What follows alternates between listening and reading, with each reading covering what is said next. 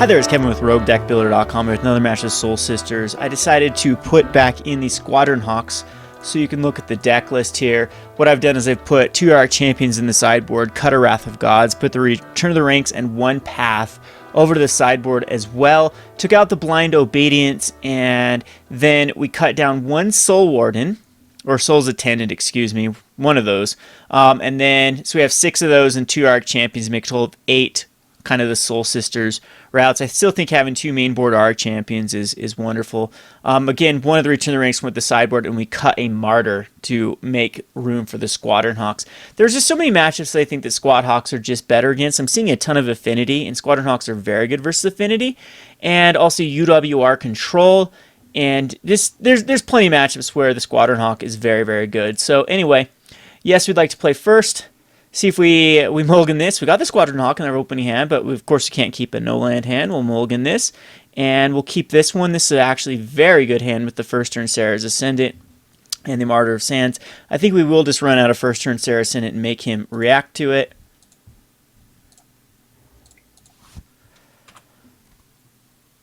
And that way we can attack in and then play a Martyr of Sands, and then if we draw into another white permanent, actually sacrifice it, and then the Sarah's Ascendant will be up to a 6/6. So I like to do that, especially with a Temple of Malice. Excuse me, I haven't seen a Temple of Malice played in Modern ever before, so this should be interesting.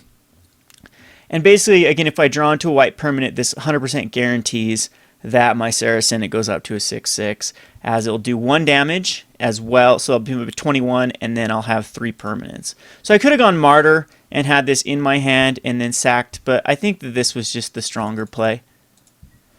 A lot of people try to protect their Sarah's Ascendant way too much. So anyway, we'll get in here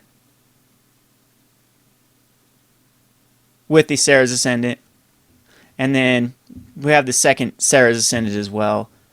So if we wouldn't have had a mulligan, this would have been like the almighty hand if this would have had 1 more white permanent instead of the mulligan.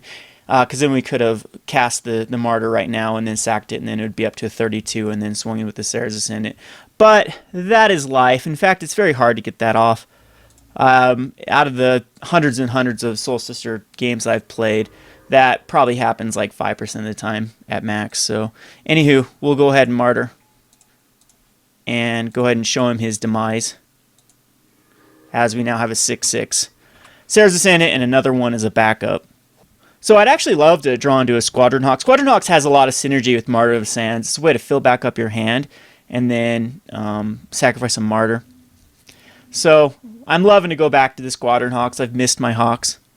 This is going to be a living end deck, so I am on a clock. So I'm just going to... That was the best driver, of course. I'm just going to throw out another Sarah's Ascendant and another Sarah's Ascendant and then attack in. So just going to force his hand.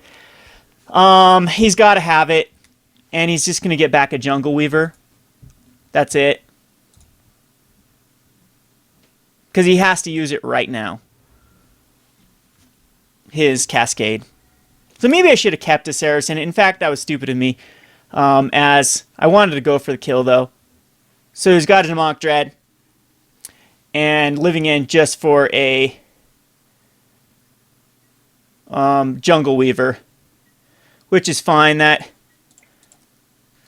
makes it so his second Living End is so terrible, as it'll bring back 3 Sarah's Ascendants. So we'll grind him out here. He's down to a 12 too, and we have these Spectral Processions that will come in. I don't even need to block here. I can actually just take the damage, because he's going to have to start cycling stuff in his graveyard. And I just have to stay over 30. So it's going to be very hard for me to lose this match. So yeah, it's probably the worst feeling to have to turn Living End with only 1 dude in your graveyard. Especially a Jungle Weaver. Jungle Weaver is actually one of the more powerful ones. He's using a lot of... Comes into play tap lands. I don't know if that's the right thing to do with Living End. Maybe he's just on a budget Living End. Because Living End, you do want... Okay, Simian Spirit Guiding for what here? An Avalanche Rider, which will destroy a land and put a card in his graveyard. So that actually sucks for me. He's using more of the Yeah, the more destroy target land, and fortunately for me, I don't have any non-basics out right now. But that's obnoxious with the... So put me down to a 32. I'm okay with going to 32. We'll wait next turn to sack the Martyr. Alright, so that sucks that that land went to the graveyard.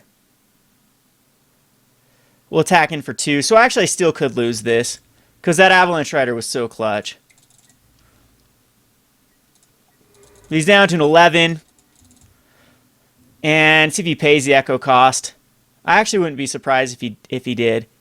Wow. Yep, he's going to pay the Echo cost. He's going to try to get me below that, but I'm actually going to block and sack. And then if I draw one more land, I'm fine.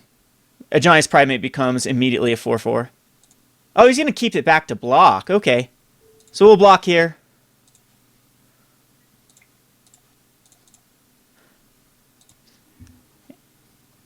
And gain 6 life.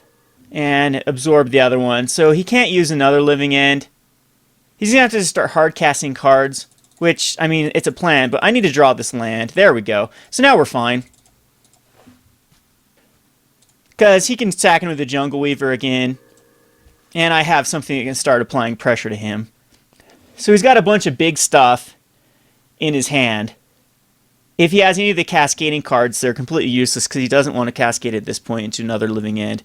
As my graveyard, he has 0 in his graveyard. And I have a slew of stuff. So what he needs to do is start trying to cycle. I would think start cycling a bunch of stuff to the graveyard. I mean, the way that he's going to win this, he's just going to start casting some fatties. But that's not a good strategy against Soul Sisters. I can easily just take this. I will block the Avalanche Rider. And this forces him probably to cast another. No, he would have cast the Avalanche Rider with haste. But it's going to be a very, very grindy match. What, he can't even cast anything here. So in fact, if I draw into a land, is he just dead? With Spectral? Like, he might have a Beast Within. At this point, I think he Beast Within a Plains, though. And then I get in for 6. And then he's got it. Well, then he has to have an answer for the Plains or the Beast Within. So he's got a lot of weird decisions. He could have the Destroy Target non-basic land card in his hand. I'm trying to think of the card. 3 mana. And Shriekmaw. Shriekmaw is going to kill my dude. So that's annoying. We can survive one more hit with the Jungle Weaver. But again, he can't really cast a Living End. He's going to Shriekmaw again?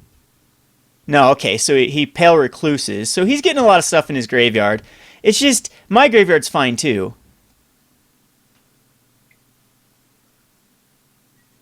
So land would be ideal. We do not draw into a land. Just another Soul Attendant, which gains us 2 more life. So we're still okay in the department of gaining life. And we'll swing him in for 2. So now he's just going to start hard casting guys, I would assume. Another Avalanche Rider. Ay, ay, ay. Okay, so he's playing a lot of Avalanche Riders. It's hard for him to get in the graveyard except for destroying lands. And I'll go back down to 37. I have one more Sarah's Ascendant I could draw into. We get a land. That's nice. We're still far away, though, from casting the Spectral. Well, we're 1 mana away from casting the Spectral Procession. Again, I would not be surprised if he just pays the Echo cost. And once again, I can just take the hit. Go to a 32. And really no dead draws here. I have a land and, well, maybe that's kind of a dead draw. And this gains me 3 life. And I can still take a hit again. I think I blocked the Jungle Weaver, though. In this case, actually, no, we'll let it go through. Still at 30. We draw on their pure. He's in weird shape here. If he casts another Avalanche Rider, I swear. It's going to be a Deadshot Minotaur, which gains me 4 life. And there's our plane. So this pretty much is going to set us up for game. It's going to force him to cast another living end, I would assume.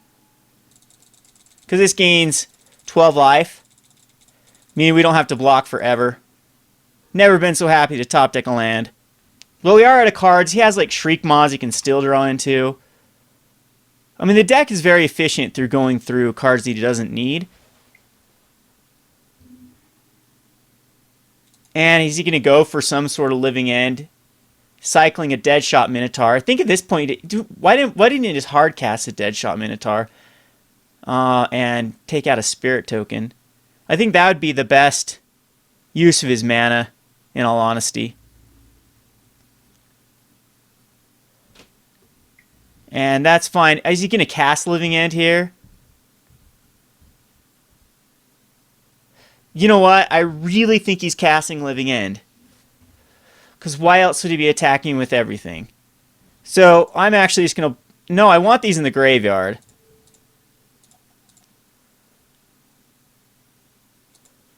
I want at least one in the graveyard. So I'm just going to block one.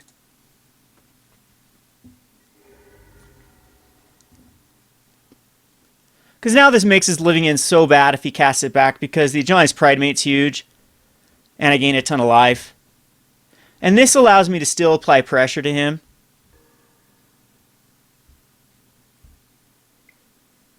And here, so yeah, now he's cascading. So here's the Violent Outburst, which is going to bring everything back in.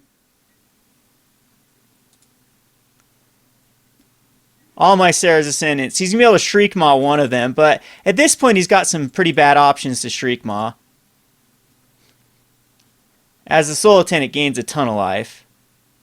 Yeah, and I most likely should have put 2 in the bin, but I wanted to make him... Well, that forced his hand. If I would have block, he might not have Living End and just continue to attack in. And he's... Yeah, is this a must? So he has to kill his own Shriek Maw. He gets to destroy a land. That's fine. And this is over, though. Oh, no. He doesn't have to kill his own Shriek Maw because my dudes have flying.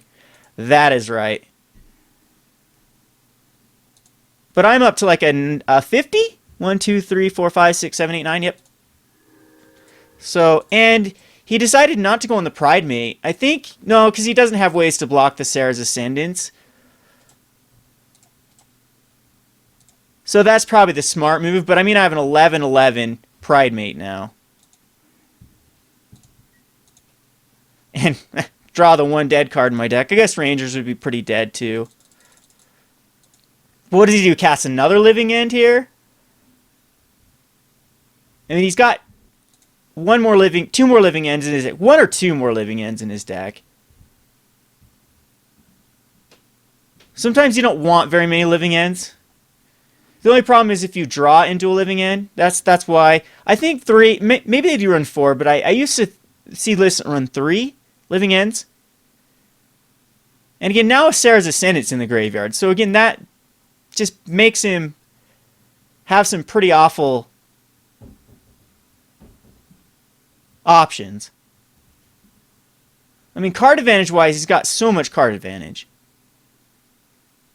Still has 5 cards in his deck, and so he just concedes here. He just doesn't have another living end, plus a Sarah's Ascendant's in the graveyard.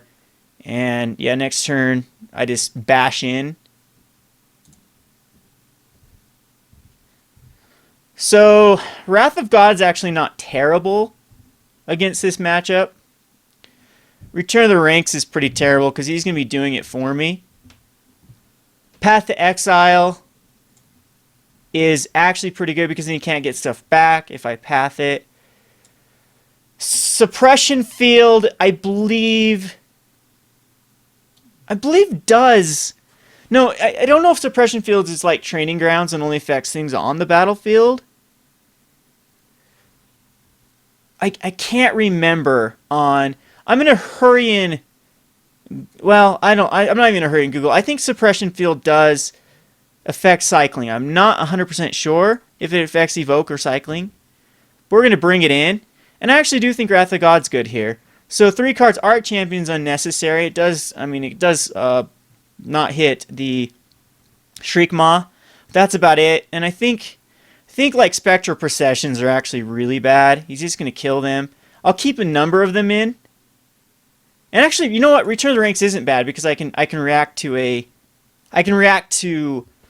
his Living End and the next turn Return of the Ranks stuff back in. I'm just going to keep a 1 of in here. And I'm thinking this is fine. So we'll submit this. This is a pretty 50-50 matchup. Again, Martyr is the key card here, and I wish I had 4. And there's Martyr. This is a perfect hand. This is going to force him to, again, put out a fast Living End. And we'll see if this suppression field actually works against him. So there's the Sarah Ascendant. Yeah, this hand has everything you want. I can see a Shriekmaw here. Alright, no Shriekmaw, so we are golden. So it's just going to be a Martyr. And we do draw the 3. If we would have drawn a land there, that would have been yucky. But we get the Martyr. We'll be able to sack the Martyr with this Sarah Ascendant, swinging for 6. And again, that's going to force his hand pretty quickly on that Living End. So again, if you're really, really worried about Living End, Rest in Peace shuts it down, completely shuts it down. Like a second turn Rest in Peace here would be game. He can't react to it.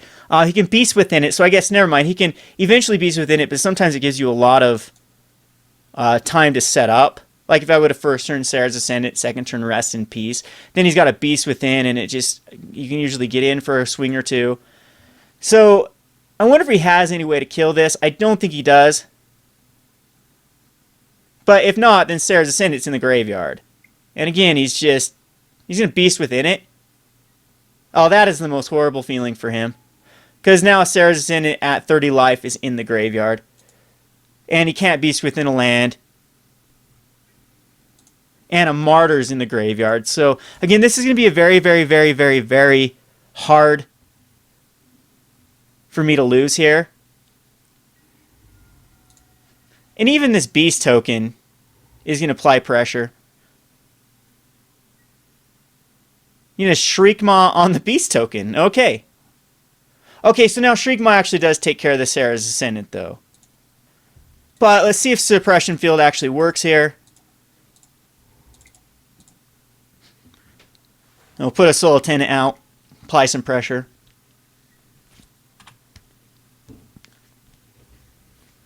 Well, that affects the Bloodstained Mire.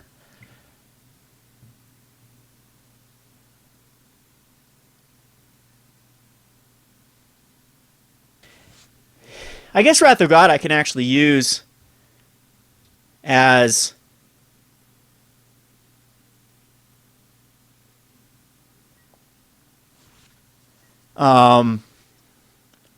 defensively. I mean, I can use it before. Return of the Ranks will be great. This will be amazing. It's going to have a way for me to get back everything that he kills. So it's just going to be Squadron Hawk. Go fill up my hand with Squadron Hawks.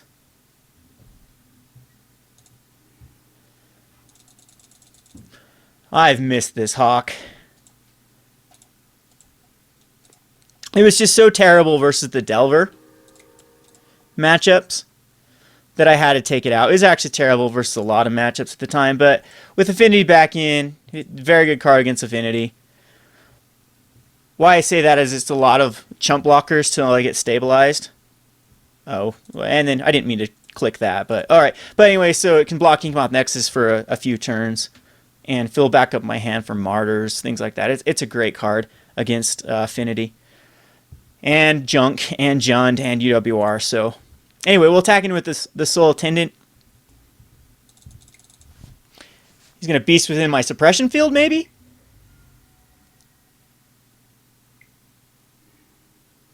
Yeah, he's got to pay 2 for the Suppression Field. Up to a 35. And again, he can't cycle anything, I believe. We'll look that up, the ruling exactly with Suppression Field. You mean Avalanche Rider here? An Anger! Oh, ouch. Ouch, ouch, ouch. Because those Exile, those go bye-bye completely. But he's still far behind. We'll just fill everything up again with the Soul Warden, with the Squadron Hawk, and continue to apply pressure. This actually leaves a path to exile. If he were to Shriek Maw, it might be actually tempting to path to exile it. Or Avalanche Rider. Have it gone forever. So I think what he's doing is he's tapping, trying to cycle stuff, so Suppression Field is working. Yeah, yep. So you had to pay 2 to cycle the... Pay 2 mana to cycle the Street Wraith. So incredible card versus his deck. And Shriek Maw. So Evoke does not affect the Shriek Maw. So it's going to come into play. We're going to path it. So it's gone forever.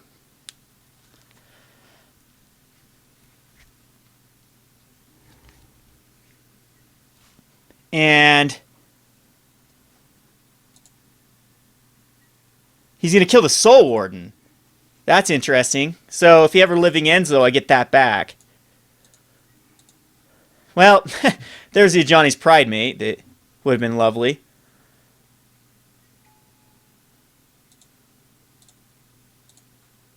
And we will cast it.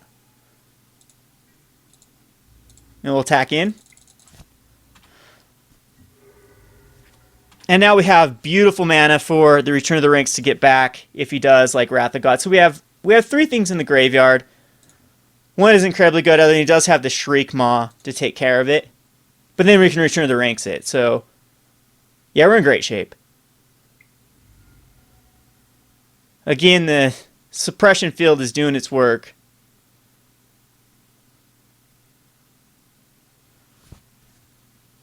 Hope he doesn't have another Anger.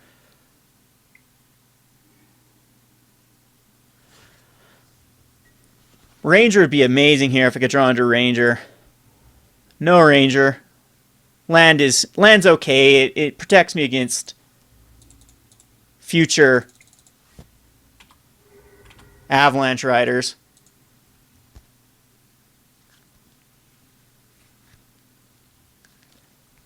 And again, the Suppression Field is just making it so he can't go off really quickly with cycling.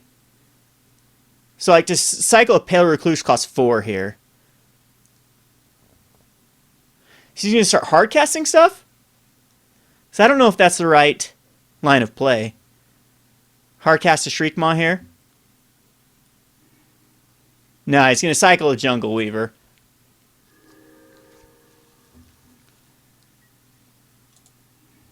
There's a Ranger, that's amazing. It'll go get us our last Serra Ascendant. Put some pressure, make him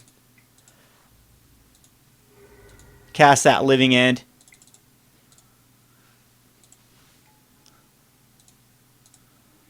So we'll go get a double Serra Ascendant. And we'll even cast one of them. Keep one in our hand. Again, they're not too shabby with Return of the Ranks in the hand to just cast it here. So he's got to use it.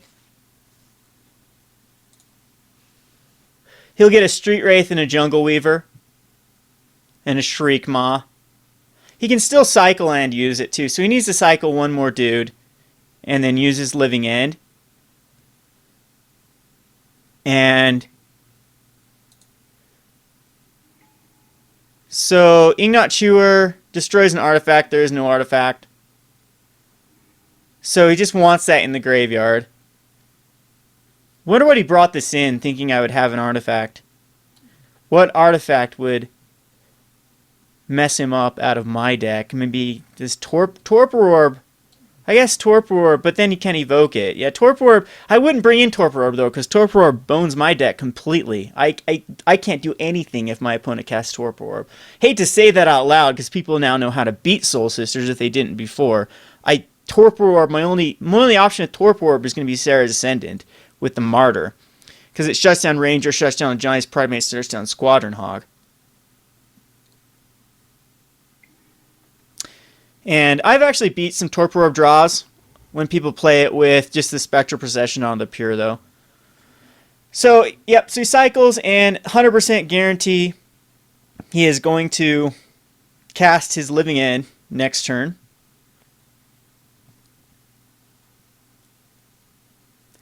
Which he thinks will be pretty good. I have a Saracen in my hand and a Return of the Rings. And now a Soul Attendant, so... which are kind of free cards with Return of the Rings.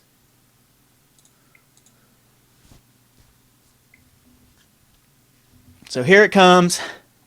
The Violent Outburst.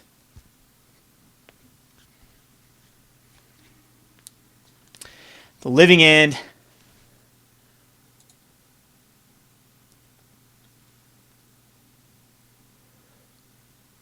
Which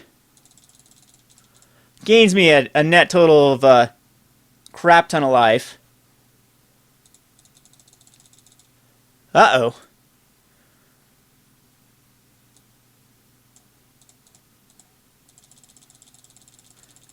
There we go. Finally, the triggers are stacking. I think I'm MTG a lot of times when it gets a game goes pretty long. This can happen. It starts getting incredibly laggy. So hopefully we're able to end this game. Wish they would address that. Alright, so he's got a lot of stuff out. He thinks he's in pretty good shape. With me, just with the Soul Warden. But I mean, just even right here, Soul Attendant. And do I even care about Return of the Rings? Do I make him just... because he could have another Living End, but he doesn't have anything, though, in the graveyard, so it'll hurt him as much as it hurts me. Whoops, and I played this the wrong way. Because I could Return the Ranks, but maybe I want to save it. Yeah, I'm going to pass the turn back to him. He only has 2 cards in hand. That is fine. I'll block that all day. Oh, Fear. It's Fear. Never mind. I can't block it. And he can double block my Sarah's Ascendant. Anger, huh?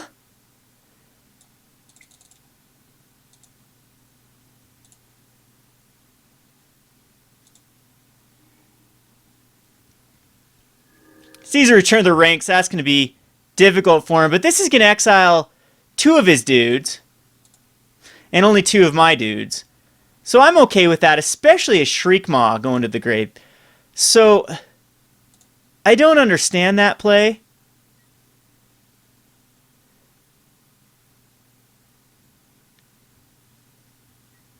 I have all the time in the world, actually.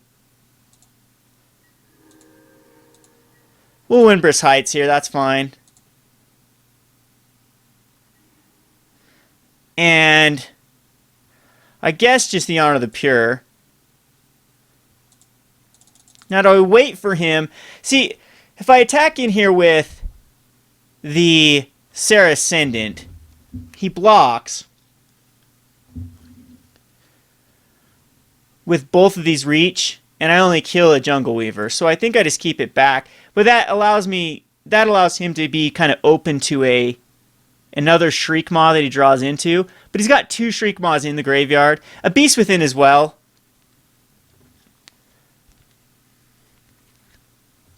So maybe I just get it in the graveyard. And then strategically Return the Ranks just enough back.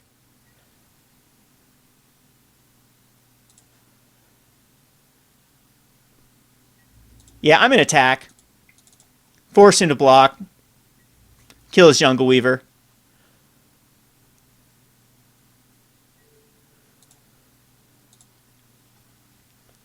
Put me back up to a 51. And again, we're gonna bring back 3 dudes, which is gonna be a Sarah's Ascendant, a Sarah's Ascendant, and I guess into Johnny's Private, and keep one of the Sarah's Ascendants in the graveyard. That way if he living ends again, I have another Sarah's Ascendant.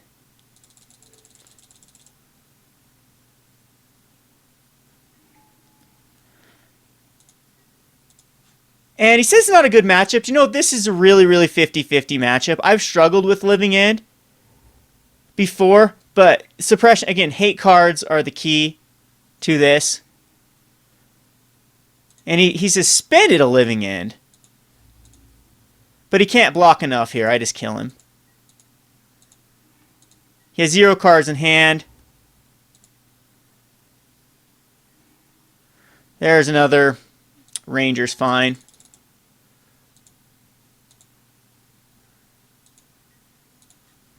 And we'll attack in with everything. I mean, you can only block 1, and that is game.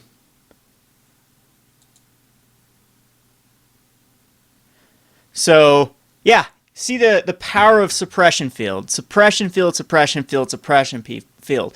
A lot of people may have suggested taking it out now that the Birthing Pod is gone. But, I mean, it did so much worse versus Birthing Pod. Still does a ton of work against... even against Junk, it's not too terrible. Well, I mean, it makes Scavenging Ooze and Liliana worse. I don't think I'd bring it versus Junk, but Tron. Tron and even Affinity's not bad. And there's just some matchups out of the blue. The suppression field just completely takes care of. So he's trying to think of a way that he could actually survive here, but he can't. So I hope he's just not being a jerk here and making the time clock go down. I really think he's looking for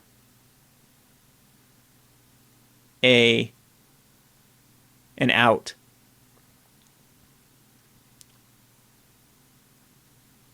But there is no out, so we'll just wait for that clock to dwindle away. So it is block and block.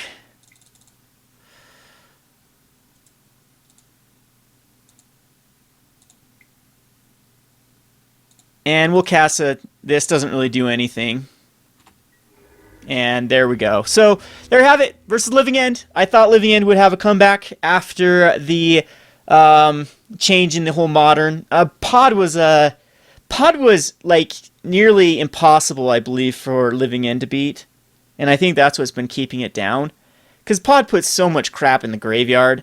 And then it doesn't get rid of their Birthing Pod when they... I mean, that's what the Evoke card is therefore it does get rid of Pod. I mean, they have an answer. But by the time they cast Living End, Pod has already